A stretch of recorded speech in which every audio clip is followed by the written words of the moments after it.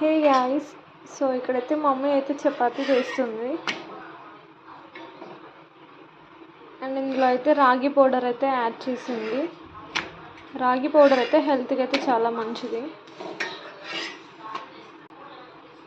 So ఇందులో oil add చేసి fry చేసినట్టయితే చాలా సాఫ్ట్గా వస్తాయి చపాతీ.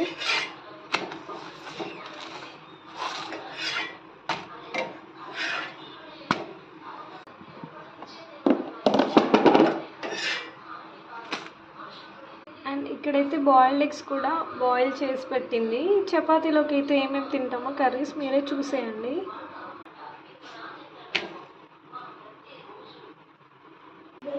స్టవ్ హై ఫ్లేమ్లో పెట్టి ఫ్రై చేసుకున్నట్టయితే చపాతీ అయితే మాడుతుంది. మీడియం ఫ్లేమ్లో పెట్టి ఫ్రై చేసుకోవాలి. నెక్స్ట్ వీడియోలో కర్రీ